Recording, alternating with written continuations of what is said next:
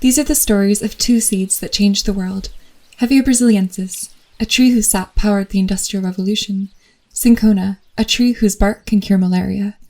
These plants, whose ancestors grew across the world from where you now stand, traveled to Kew under specific circumstances. Under the glassy skies of the Palm and Temperate Houses, their stories have been muted. But if we listen, we may glimpse some strands of their entangled paths. As these strands begin to weave together, they form stories of not only the plants' own existences, but of our current planetary crisis. This walk is an experiment in broadening the botanical imaginary, of subverting it to encompass the agency of humans and more than humans on multiple timescales and across distant landscapes. Kew today is a product of the colonial imagination, a patchwork of conquered landscapes. Simultaneously, Kew teems with more than human agency, beyond the scope of human comprehension. Unlike the Natural History Museum, where specimens are long dead, many of Kew's specimens are living beings. What can we learn from them? In 2020, Kew released a statement promising to decolonize its collections. It immediately faced a backlash. Kew is going woke. Science should not enter the realm of politics. Kew retracted the statement. We are not going to apologise or make great statements about the role of slavery or the legacy of slavery. That's simply not Kew's territory. But is that not exactly what Kew's territory is? This walk is an attempt in narratival reparations. It is a starting point. Kew, as part of the British nation, has not even begun to reconcile with the transformative reparations that are necessary to address legacies of botanical colonialism. Will you join me in asking the question, what does botanical justice mean for Kew?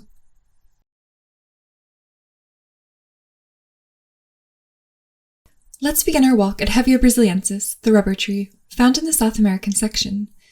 Indigenous to Brazil, planted across Asia, and here, one lone tree in the palm house at Kew. How did I get here? To answer that, we need to go back to the year 1876. Wickham. Henry Wickham.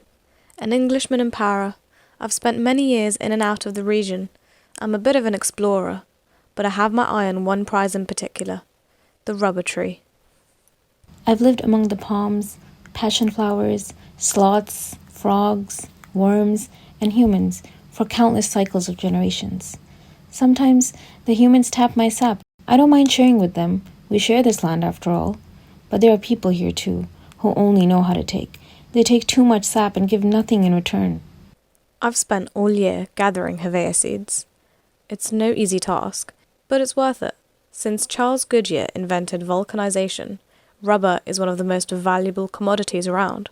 If you ask me, it's the future, and the making of the modern world. In a word, rubber is powerful. Possessing Hevea seeds and access to them is profitable. The British Empire wants in. So, in spring of 1876, after a season of rapid collecting, Wickham sends steals 70,000 Hevea seeds from Santarém to Kew on the SS Amazonas steamship. From the start, botanical knowledge played a key role in colonial expeditions. Botanical illustrators and naturalists joined these voyages, such as that of Captain Cook. When Kew came under the British government in 1841, the botanical gardens were designed to aid imperial expansion. As plants of economic value were transferred between colonies, often overseen by Kew botanists, a network of colonial botanical gardens took shape. These garden outposts were catalogues of local flora and testing grounds for the introduction of new species, often through the formation of plantations. August 1876, Kew. We packed the Hevea seeds into Wardian cases, these ingenious terrariums that allow us to trade plants from ends of the world. 38 cases and 1,900 seedlings bound for Ceylon and 50 seedlings for Singapore after that. In her extraction from Brazil and implantation in East Asia, Hevea's commodification was complete. At least to humans. Still I grow, still I make seeds, still I extend my roots into the soil, seeking other life. Singapore, 1877. Ridley, Henry Ridley, trained at Kew, and director of the Singapore Botanic Gardens. I've developed a method to extract latex by excising the bark on a diagonal. It increases the yield and does less damage to the tree. They scar my bark and use my blood to propel their factories. They have made me into a machine. Kew is a map of empire at a scale of 1:1, composed of fragments of conquered lands. The European colonial project sought to cultivate a world of neo-Europes, quote-unquote civilizing the world in its own image. Kew has long proclaimed itself a laboratory. After it was a royal pleasure garden, it was a laboratory of empire. Now it is a laboratory for scientific conservationism. What if Kew was a laboratory for nurturing human-plant reciprocity? Instead of plants being specimens for human study, how can the garden celebrate more than human agency? What if Kew was a microcosm, nurturing collective multi-species care? On our walk, you'll hear speculative scenarios imagining possible futures for Kew in 2030, 2050, and 2070. Each scene spatializes notions of botanical reparations, where Kew's extractive patchwork transforms into a reciprocal one. In 2030, Kew's reciprocal landscapes are emerging. A patch of land between the pond and the Palm House is given to the Phoenix Garden, part of a growing network of community gardens in London and across the island. I always thought of it as a posh white people place, with those manicured lawns and fancy colonial buildings. I didn't feel welcome there. But I leapt at the chance to dig up some of those perfect lawns to build a diasporic community garden. I love the idea of seeds and plants as diasporic, transported across oceans and in search of belonging in an unknown land. We're partnering with the community gardens across London to make this patch of Kew welcoming to folks from around the world, especially recent immigrants and refugees. We want to grow plants that remind them of home, creating a community of gardening together.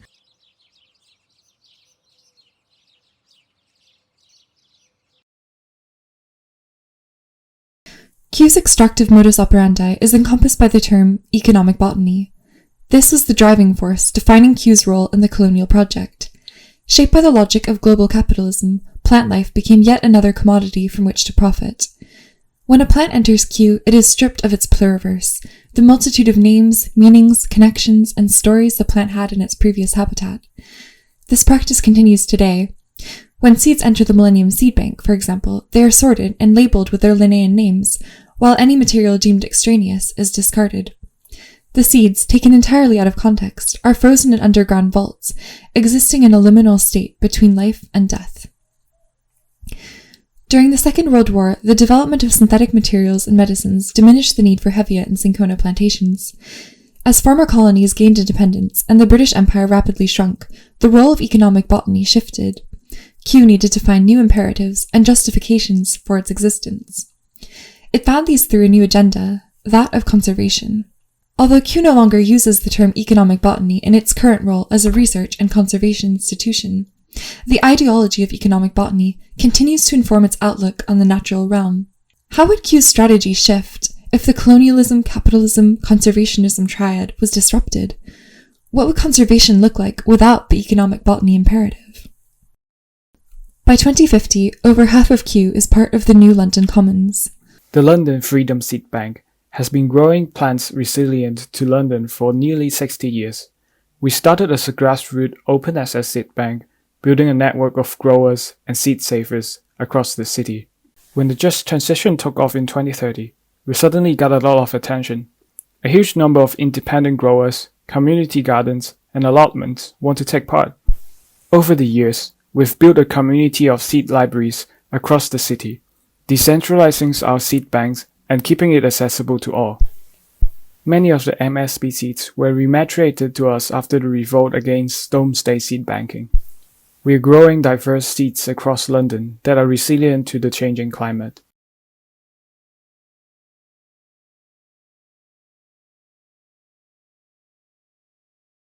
In the South American quadrant, find Cinchona pubescens, the protagonist of our next story. This tree's bark, with its medicinal properties, attracted the eye of empire. We have passed on our knowledge of quinoa for many generations, drying her bark and grounding it into a powder. When the Europeans came, they took our name for the tree, quina, and turned it into quinine.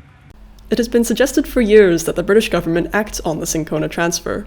Only now, in 1859, has my letter to the Revenue Committee and Council of India been received favourably. Finally, they comprehend the massive financial benefits of Cinchona plantations in the colonies. From the colonial patriarchal gaze is an offshoot, the botanical gaze. This way of encountering plants is rooted in notions of conquest. The botanical gaze seeks to understand plants through categorization and taxonomy in order to master them, control them, and profit from them.